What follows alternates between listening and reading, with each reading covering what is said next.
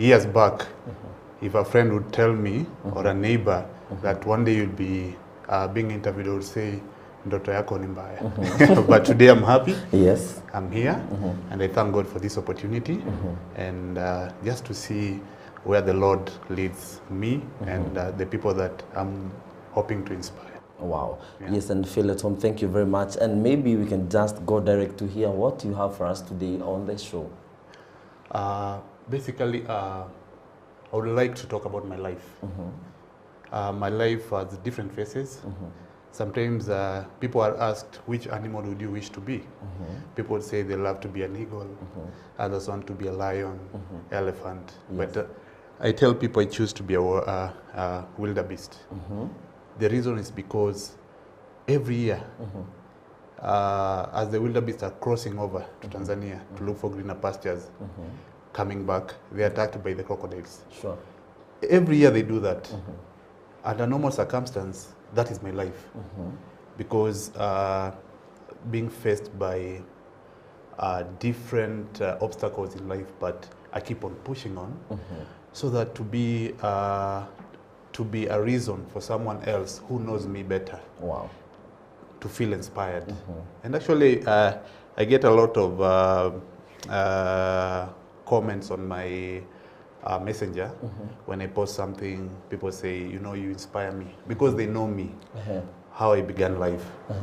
So just to give you a summary of my life, I was born in Nairobi at Kenyatta Hospital in 1987, 21st of August. Then I went to my primary school at Madaraka Primary School, which was like 30 minutes walk away from where we used to live. We used to live in Upper Hill at the railway quarters. But you know, when you hear railway quarters, you may think it's a flats or something. But it's per se, we used to call it garage. So depending with the landlord, what he or she desires. Like for the better part of my life, we used to, my parents pay rent, and yet we live with a car inside. So every evening, around 3 in the morning, the guy or the son of the landlord would be coming with the car. So since we sleep, we say it's a one bedroom, but no, it's not here, pasia. Yes. So the car would fit here. So us guys would sleep on. We had a metallic chair. So I would be sleeping on the metallic chair. So the tables are here. So when it comes at 3 a.m., 2 a.m. from Dunda, you know, yes, I have to be alert. Akikuja nifungue mlango, gari ingie. So gari ikiingia, you sleep here. So we had a pasia. Then now my sisters and my relatives, you know, at every point we used to be 12 people in the house. Remember, my mom was not working. Yes. She used to, back in 94, she lost her job. And my dad became sickly and lost his the next year, 95. So your father became sick? Yeah, he was sickly. He had asthma, and it was really critical at that point. So both they used to work in a pharmaceutical industry. Where at some point I'll also share that I also went and worked there. So 94, 95, so that's the period that it was tough for us as a family. Yes. Because my mom losing her job in 94, then those eras they acquired a lawyer. But you know how Kenya was at that time. There was no corruption. It was really deep. Yes, and maybe if I ask you, how did she get to lose the job? Maybe you. So it was very interesting because she used to work in a pharmaceutical industry, a nation pharmaceutical industry. So because I've worked there, so every time when you go, when you get in to work, you are checked, and when you leave home, you are checked. So at that point, sometimes because you're in the production area, you're doing the tablets, you're doing the syrups and everything. So I hear there were like 3 tablets that by mistake drop into her dress. So when she was getting out, then they were doing the checkup. They saw the 3 tablets. That's how she lost her job. So they thought maybe she'd stolen. Yes. So she lost her job. She acquired a lawyer just to see if anything, not just being taken back to work, but rather just if it is they are not willing to employ her, Yes. or rather to take her back, they just pay her whatever her dues. But it took so long, and of course with our system, you know, the case never got anywhere. So it was back and forth, and the due she got was around 10,000-20,000. Only. Up to date, I've always said at some point I'll really revisit that matter. But now you see the company has also closed down because of now health regulations. So it was shut down. But I say once upon a time I'm going, I'll follow up on that matter. So within that period it was tough for us. So living, I would say the first time I slept on a bed, I was 21 years. So the rest of the times you're sleeping on the chair or just mattresses chini. So that period when the vehicle comes in, then unfortunately, say, you know, there's an aspect of humanity that we lose. Because you get in at around 3 a.m., 2 a.m., then you wake up at around 11 a.m. the next day, or rather just because it's the same day. Yes. So 11 a.m., you come and remove the car. You know, this is a family. They have visitors. So, and so it was, they need to cook. You know, sometimes you cannot cook. You know, you are using stove. So you can imagine when you cook on stove and the vehicle is there, and that is petrol, you look at the repercussion if something bad happens. So that was my life until we did that for the better, like from 94 till 1999. 5 years. 5 years. Then we moved now because another landlady came in, and because my mom used to work at church. Because what happens, we had a jumuiya. Back then I was a Catholic, we were Catholics. So we had a jumuiya. So with the jumuiya, so the ladies felt that my mom, because you want to fend for the family, because she was the only sole provider. So they went and talked to the priest in charge. Then she was accepted just to work as a casual laborer. And she used to go and wash clothes for people. So that's how we were able to fend for our daily lives. But now the other landlady, now who came into that, you know, it was railway quarters, so people move in and out. Yes. So when she came there, because now with the delays, you can imagine a room like that we were paying around 10,000 back then. And you're not seeing, if you had humanity, you would see, why would you charge 10,000? Because I'm just even trying to imagine 1990 something, 10,000. Yes, this is a very huge amount of money. Yes. So you can start imagining that that house she was given for free because it's like a parking. Sure. You're renting it out. Then of course, since my mom was unable now to coordinate or rather pay the rent on time, so we were forced to leave. So she said that she doesn't want us to leave, to stay there anymore. So since that was the only place we knew, I grew up there, and it was kind of, since we were not privileged as a family, but the area, the setup was, it had middle class, upper, let's say lower middle class level. So we were able to interact with the people who know things in terms of material things, who possess. So my parents felt that because it had a good environment, that's the best environment for us to grow into, so that we can able now to admire or to aspire to do more, rather than going to the slum areas, where now life would be normal, and you're not seeing anyone, or rather a family that you wish to get to that position. Exactly. So what they did an exchange program, because now the landlady used to be friendly to another tenant in the neighboring court. Yes. So what they did was a swipe. So we were able now to swipe to the other place, and then she swiped to the other, now to where we used to live, thinking that now things will be normal. But now we got to a point. Now we went to they say from what, from cooking what? From fire to a frying pan. To a frying pan. So where we went now, it was really interesting because now we used to pay rent, but with no electricity. So the landlady or the landlord, they decided not to shut down the electricity. So the electricity was connected, but it did. I actually decided to shut it down. Yeah, to shut it down because you couldn't afford, or why? They said that the bill was going high because of us. But basically, looking at our lifestyle, we didn't have this iron, what do we call it, iron box. Maybe, or even electronics. Electronics. We just had a TV, a black and white TV, a 14-inch, and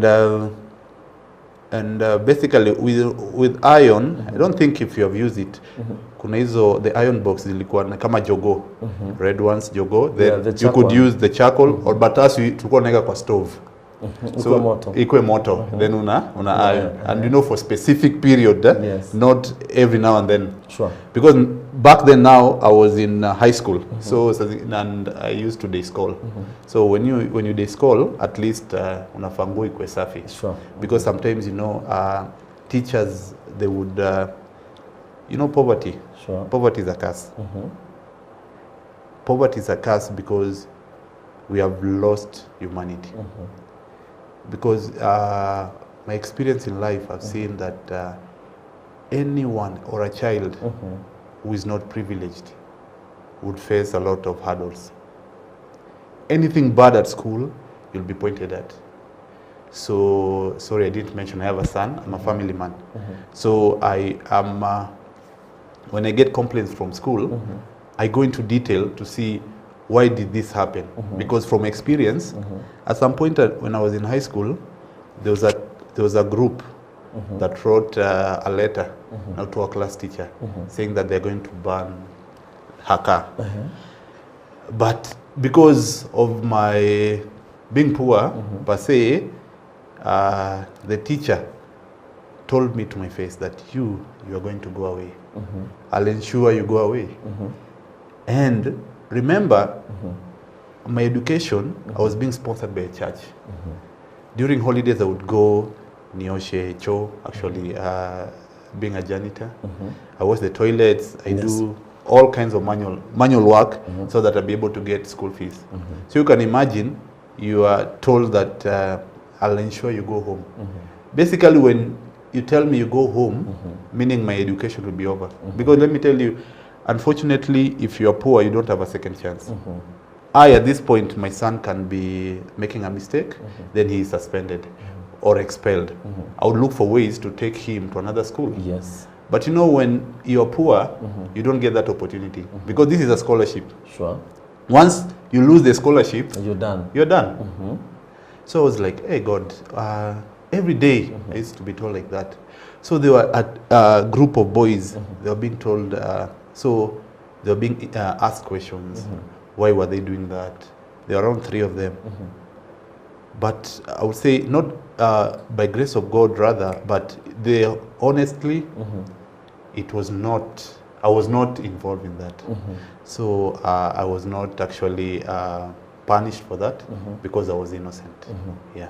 So that is in high school life? That was in high school. And you're still in the house without electricity, right? Yeah. Without electricity. So all my, actually my high school life from 2002 till 2005, that was my high school life. No electricity. And how are you surviving? Maybe you have your assignments to do and maybe you have to leave the school late. Candles, you use candles.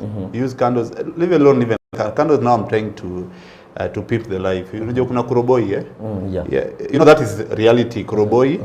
And that's what I used to work with. Yeah. So that is what you used to do. Yeah. And maybe on that note, as we come back, because we're going to take our fast break, we shall come back with more from you. And as we get to hear and expound more on your life history on our second part of it after this break.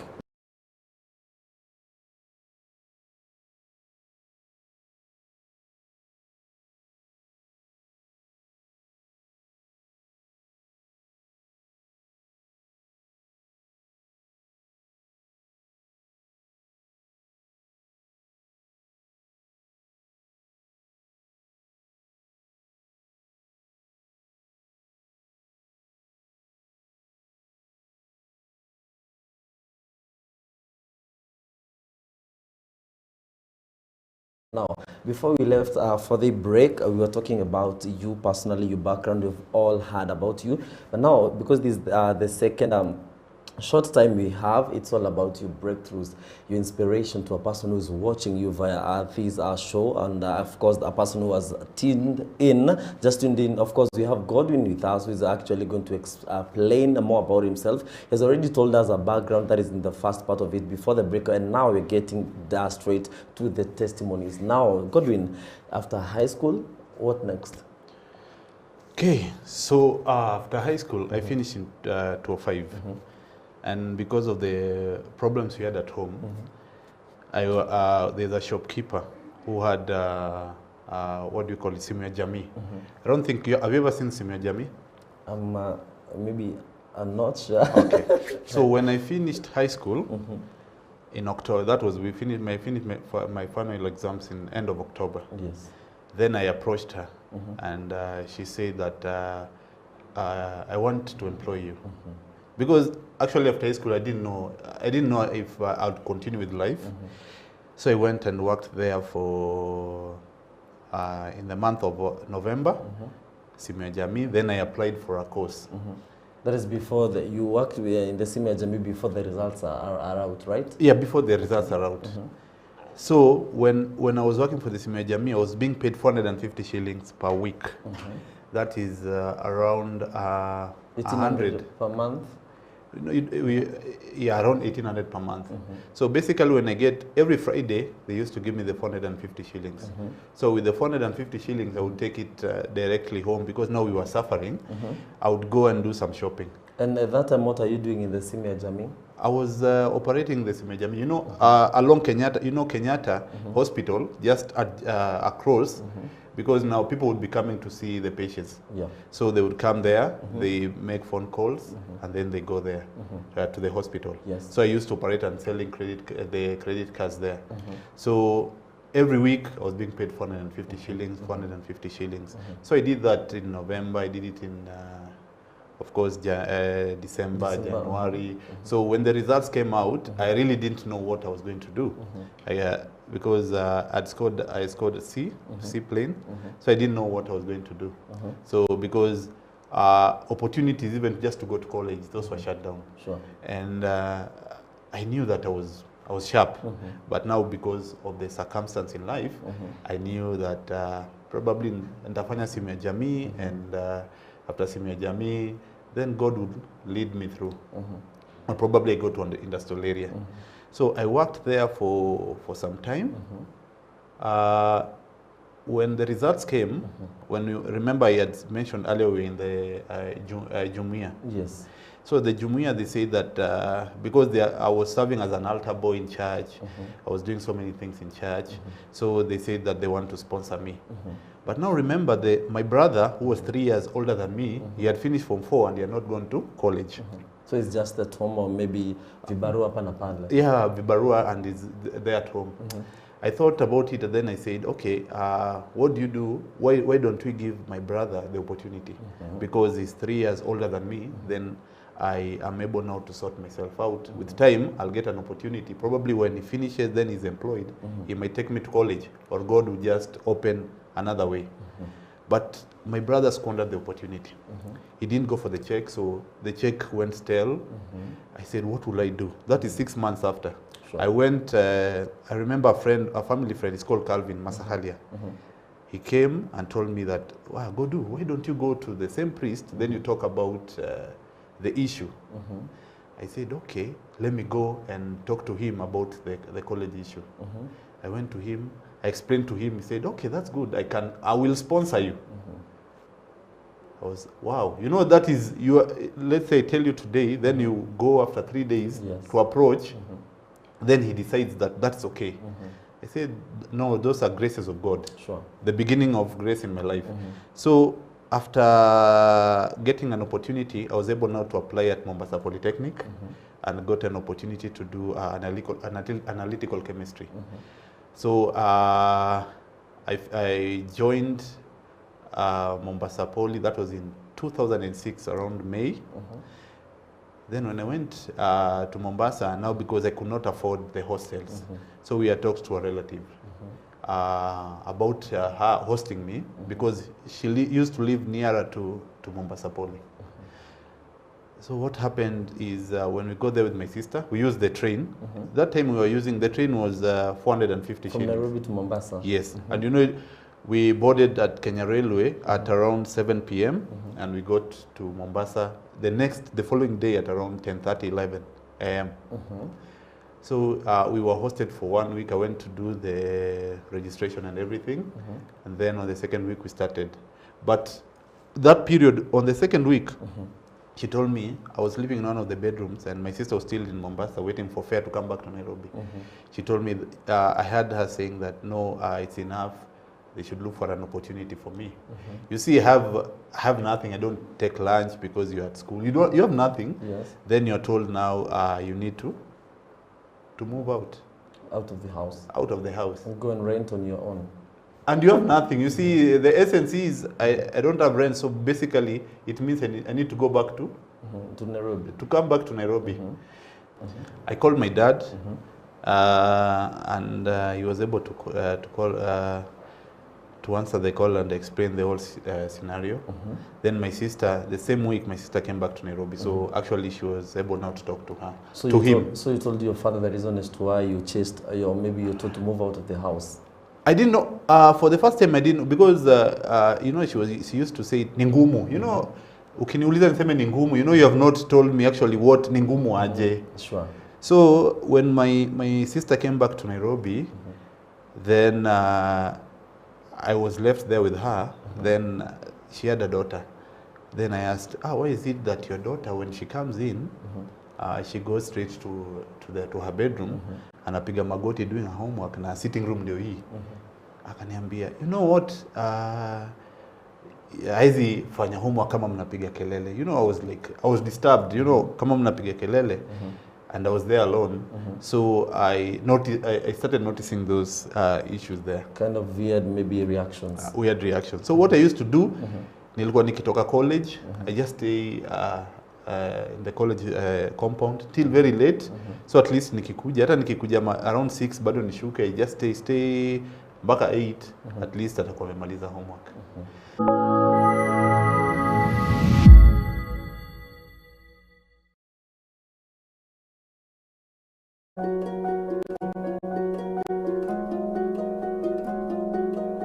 Live in a beach life city, enjoying coastal lifestyle with a cool breeze and ocean tides as you watch the sunset. In Malindi, touching the Kilifi Watamu bypass, sitting just 100 meters off the white sandy beach in a gated and controlled development next to Malaika Beach Hotel. Finca Properties Limited offers you a 50 by 100 plot for only 1.5 million shillings. Electricity and water is available on site. This property is ideal for residential homes, cottages, holiday homes and hotels. For inquiries, bookings and reservations, SMS the word plot to 40309 or call us on 0721 737 300 or visit our website at www.finca.co.ke. Come to our offices in Kitengela Town, Pena Towers,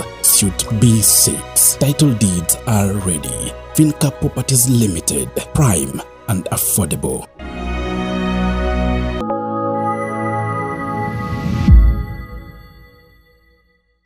It was persistent. Then one day my mom, my dad, both my parents, Yes. I had an aunt who used to live in Mombasa, a place called Leisha.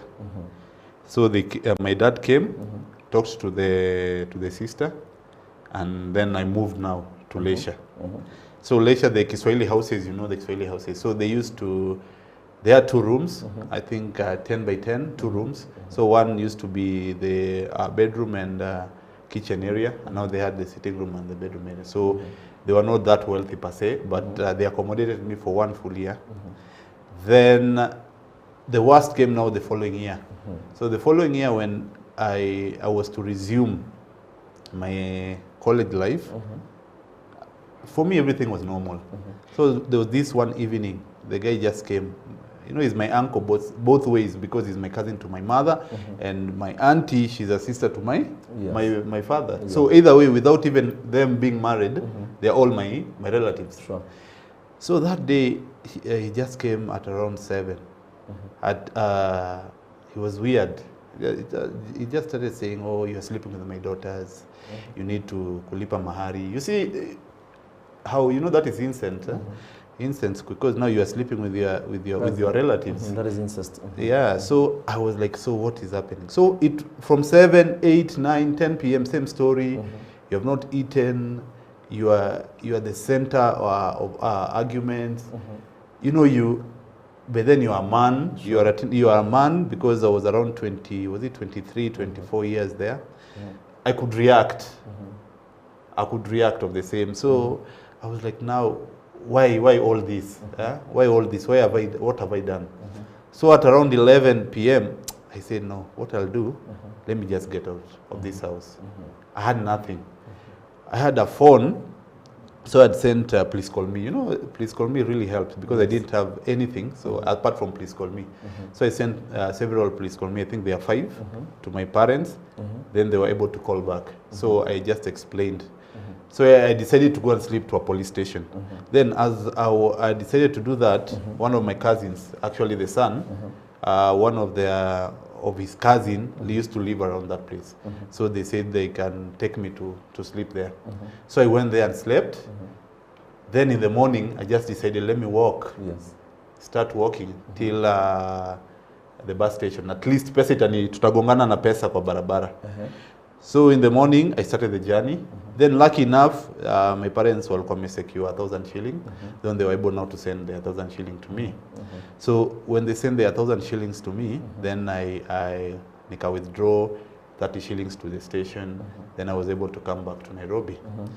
Then since I had to continue with education, so there were 2 of my cousins. My first cousin, they were in the US. So through Facebook, I went to a cyber. It's very interesting, and nikifikiria naongea nao personally, you know, na nikume naongea kwa wall. Naomba usaidizi kwa wall. Hi, it's Christine and Lizzie. I said, Christine and Lizzie, hi, how are you doing? I hope you're well. I'm supposed to be back in college, but I have nowhere to live or per se. So what they did, they responded, and they sent me around equivalent to around 15 or 16,000. So that was enough for actually hostel. Then I went back to school. This is the interesting part. You see, God really, when God has an appointment for you, things would work. I went and paid for the hostel. When I paid for the hostel, I didn't get an hostel.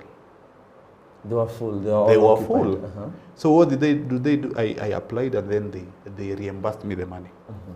When they reimbursed me the money, but remember on the system, there was a system default, or rather God was working just to ensure that my life goes on well. So on the system, it used to reflect that I have money on my account. Excess. 15,000. Yes, I have excess. So with the 15, you know, first when I got the 15,000, I went to Leisure, a place called Kidogobasi. I got a house of it was around 1,200. So I was able to buy mattress and stove. So the money was, basically it was over. So when I was now walking through Nyali Bridge, coming to school on a daily basis. So when the first semester ended, you know, we had the fee, now the fee structure. It showed that I had cleared school fees. I was like, why? How did that? I have excess, you know, I have excess money. And because I don't have anything to buy food, so hiyo pesa nikamua kutumianga kukula shule. And now because my donor was paying my school fees, the church, so now I had food. So because zingine kusota and the friends I have, walikuwa zingine unajua pesa ikiisha na wapatia kadi yangu wanakula, wanapatia pesa wakitumiwa wananipea kitu. So maisha inaendelea. That happened for 3 years actually. And every semester tukifunga, the same thing inapia, tuniko tuna excess, mimi nakula. So you're not paying, the money is always in excess. You can eat in school. Kama bazoo sasa, unajua, you don't ukuli bahatisha tisijui rice beans, R&B, sometimes even breakfast, tunaenda nachukua maibu, chemsha hapo. You are living large, So that happened and I finished college. Now when I finished college, now sasa hapo ndio kizungumkuti. So sasa ni job kutafuta. So my uncle mwenye my mama alikuwa amemsaidia pia, alikuwa amemchukua, alikuwa anafanya job in a pharmaceutical industry. Nikaenda nikambeg, nikamwambia can you give me an opportunity nipate job? Kaniambia you bring your CV. Kumbuka results hata hazijatoka or anything. Yes. But in between unajua semester ikifunga nilikuwa nafanya job hapa pale on the same career. Sure. Yes, because I did analytical chemistry. So on the same career nilikuwa nafanya. So I had that kind of work experience. So I was called for an interview. The interview, they needed one person. When I go to the interview, whom do I find there? My classmate. So this classmate... He was the interviewer? Or no, she's also on interview like me. But the classmate, because the uncle was a senior most guy at Kenyatta Hospital. So ilikuwa kama exchange program. So hii ilikuwa sure bet, hii ilikuwa job. So vile alikuwa tunafanya interview na wanataka mtu mmoja. Ndio mimi ngasema mimi interview mimi uniwezi. Ukiniambia interview hapa, asema tu utaki kunisaidia. I went for the interview. Walikuwa nataka analyst mmoja. So we were around 6 people. When I did the interview, you know they had to change their mind. So they had to create an opportunity for 2 analysts. So huyo dema the lady akachukuliwa now as an analyst per se, na mimi nikachukuliwa the lowest category of an analyst. So doing the physicals, hizi dawa kuvunja, friability, the solution, those basic things. Sasa kila time nikiandika report inatumwa inaenda mpaka juu, report inarudi. Na you know you could be doing 20 reports every day. So zinarudi na mistakes. Around 80% zinarudi na mistakes. Because unajua unaandika kama dawa ikivunjika unaandika ni 10, hardness 10 nini, you know calculation unaweza kosea hapa pale because you are doing a huge chunk of work per day. Sure. So even the senior analyst wakaniambia wewe job inaisha. So after 3 months tukakuwa kwa meeting on Saturday. I remember that day. So kasketi there's an order from above that we need to there's some changes happening. And one of the analysts watu wakanajua huyu anaenda. Nimemwambia mistakes amefanya ni mingi. Not knowing kumbe report yangu despite calculation ilikuwa na shida but I was doing a good job on the report writing. That day nikakuwa promoted to a supervisor. So from analyst now to a supervisor in my 20s. So napelekwa production supervisor naenda ku work na people almost age of my parents. I need to supervise them. Sure. So ukienda chini sasa hapo ndo shida sasa inatokea. Because the old supervisors walikuwa, because there was an opportunity, walikuwa wanaangalia wanataka kusaidia kupatia mtu mwingine job. So mimi niko hapo. Nimekuja unexpected one. Huyo amekuja 3 months into this organization, amepewa supervisory board role. Hawataki kunisaidia job. What did I do? Nikaenda kwa laundry, nikaambia hao mama wanafua. I told them what they should do, they look for me for a coat overall. You know, supervisor we used to put on the white dust coat. But now the laborers, the people in the production, they used to put the brown now overall full. So I asked her to give me one overall. Because basically I was there working but not knowing anything. Now when our boss, who is an Asian, he was called Mr. Pradeep, he used to come, and because I was young and vibrant, he used to call me, work with me, asking me questions. What is this? I have no clue. The other supervisors, wataki kunifundisha. They don't want to tell me anything. So I decided now I should now join the manual laborers inside now the working station. So I put on my overall, I went in, started working for 3 good weeks. So I don't think it is jealousy or something, because now I was being praised because now I was able to follow the steps. So you're working for the 3 weeks so that you can gain the experience of to know, yes, to know actually what I'm supposed to be doing. Because there's something we call a BMR, it's a batch manufacturing record. You know, the process of production, you have now to sign in for every raw material, you do the weight check. That is now the process itself. But remember, there are sometimes the end product might be faulty. You as the supervisor, you really need to know where the fault came from. And remember, you are green. You know nothing about the production apart from using the weighing scale. There's nothing else you can tell. You've got no any other idea. No any other idea. So I worked there for after those 3 weeks. they loved my job. Actually, our senior, the pharmacist, Yes. he got reports that how I was working with basically handling the other laborers, the casual laborers. They got the report and they were marveled by the way we interact and my production process. So but I knew this is not the place I'm supposed to be, because I used to live in Muimara. It was a single room. Remember, I have a son and I have a wife. A single room. I was paying around 4,500. At that time, you were married already? Yes. So I used to walk through, because I could not afford transport on regular basis. I used to walk through Mukuru Kwanjenga, now the slum area. There's some things we call Mulika Mwizi. You know Mulika Mwizi? What is Mulika Mwizi? You know those, they distribute unaweza fikiri wire line, but that is power from the transformer being transported to another. So it looks like a normal wire line. So we used to pass there, the sewage line and everything to go to work. I asked myself, is this where God really wants me to be? Because I had a bigger vision of my life. So I said, I played a trick. I said, now I don't need to quit the job, but I need to advocate for pay rise. So I wrote a letter to my boss. I said, I'm giving them 3 months notice. If they are not able to review my salary, I'll be leaving. So I was called by the HR. Now my fellow supervisors, the permanent employees, waliniona ni kama, you know, when you have leprosy, nobody wants to get close to you. So I didn't have any friends when I wrote the letter. So the HR approached me and told me that now what you need to do, you need to recall your letter. I said, no, I cannot recall my letter. Why?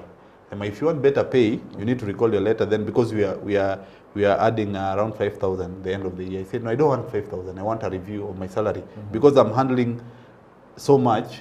I'm supervising almost 3 departments. I need also at least something that can motivate me. They say, no, that cannot happen. So that end month, I'm waiting for my pay. You know, it was the first month. Actually, it was in December. I've written the letter, hoping that by February, maybe they would have thought about it and reviewed my salary. Sure. The end month of December, I got a letter. People are receiving salary. I met one of the Asian bosses. She told me that, you know, we have not paid your salary. I asked why. I've given you a notice of 3 months. I've worked. Why don't you want to pay me my salary? I got bitter. When I went home, I didn't come back to work the following day. With nothing. I had to relocate, actually, basically. And did she tell you why the reason as to why she has not paid you? You know, this what we call intimidation. Because you have decided to actually, it's not even demand for your right. Not even demand, because you are requesting, you're kind of requesting for your right. Yeah, so it was more of intimidation because you have given them a 3 months notice. So I decided to stay at home. Staying at home, you have a son and you have a wife with nothing per se, because you are earning around 20,000 ikikatwakatwa, uko na madeni na mashailok. Shailok unajua hii maisha ni real. So basically hauna anything. Sure. So even my things, my brother took my things. Mimi nikaenda to my sister's place. Tukaenda Eldoret. My son akakuja akaenda kwa nyanya yake. You know, that is maisha tu. So you had to part ways.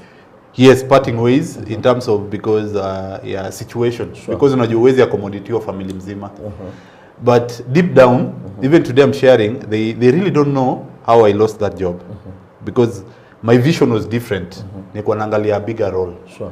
So then I joined insurance. After 6 months, I decided to join insurance. So insurance, you know, you're not employed because you're surviving on commissions. Sure. So I worked for insurance for six months with nothing. Naamka asubuhi. And back then nilikuwa nimerudi Nairobi, sasa naishi Huruma na my nephew. So for 6 months with nothing. Na nilikuwa nimeapply kazi Sony Sugar. So I was called, I went for an interview at Sony Sugar and then I passed and then I was called. So in 2015 around, in 2014 July, I was called at Sony Sugar. Nikapata kazi as a quality inspector. So I worked there, we were shortchanged. because what we were expecting ilikuwa short change. So we were supposed to be permanent employees, but tukaekwa kama casual. So I worked there for 1 year. Nizo mashida zote, saa zingine pesa ikuji, inakuja mwezi kenda kuisha.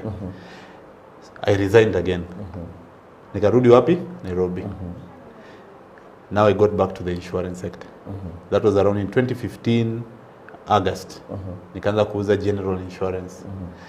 So when I was selling general insurance, sikuwa napata biashara. But I used to go to church, Holy Family, every day.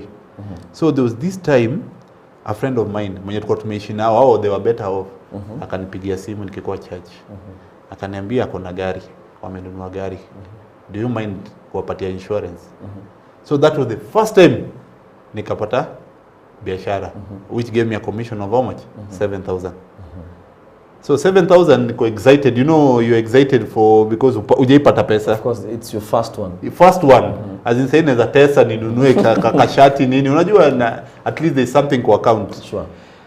Then God provide. I got another corporate cover with a medical scheme which gave me around 450,000 cash man, not still loan, ni cash. So hapo ndio Mungu nikaona anaanza kucheza kaa yeye kwa maisha yangu. So you got 450,000. Yes. What exactly did you do? I got a corporate medical scheme. So the commission I got 450,000. So 450,000 iliweza ni sustain. Nikalipa nyumba, nikachukua family back, nikalipa nyumba na maisha ikaendelea. So within that period, the NGO which I am currently with, wakakuja, wakataka mtu, by then nilikuwa nimepiga mazoezi, gym vibaya sana. So walikuwa wanataka mtu anaweza tembeza the director to the slums. So nilikuwa napewa shilingi 200. So mimi naenda na volunteer napewa 200, 300, then osha gari ya hiyo organization, not employed. So the first year nikakuja nikawin award kama volunteer of the year. So tukapelekwa na wazungu, wakakuja wakatupeleka Safari Park, wakanipatia 20,000. After a very long time, Sure. Niko nomini appreciate sana. Then the following year the same happened. Then one day nilikuwa nafanya nini? Nilikuwa kuja, walikuwa wamerudi Kenya kwa meeting. Wakaniambia we want you. And that's how I got my job. That's how I got my job. I can elevate. So what are you doing currently? Currently I'm okay with one. I'm with the NGO. I'm working with the NGO as a logistics guy, and also I do other errands just because we are two currently in Kenya. So ile kazi inatokea unafanya. Yeah, so we just work with the vulnerable in the community and just to kuonyesha a better life through nutrition, of course, because we have food that we're able now to distribute to them for free during disaster relief and monthly distribution. Yeah. So that's what all you're doing currently? I'm doing that, of course, because insurance, I'm not employed in insurance, but sometimes clients wananipigia wa kitambo, wanataka advice. I just advise them on financial matters, on insurance sector. And sometimes pia biashara, when business just comes in, you can do it because I'm not employed with them. Sure. Yeah, but basically that's what I do. And also now I'm into gospel ministry, but through worship basically. And I'm planning to do my launch on April 24th at ACK, Anglican Church in Athi River. So that is this year? This year, actually, a month from now. Yes. Wow, that's really interesting. And maybe because really time is not on our side, and of course you've had all your testimonies, maybe you can just tell us your last words, maybe to a viewer who is watching you via the camera. What I would tell the young people, you know, I love the young people because I know they are the future generation. They are hurdles in this life, but do not shy away.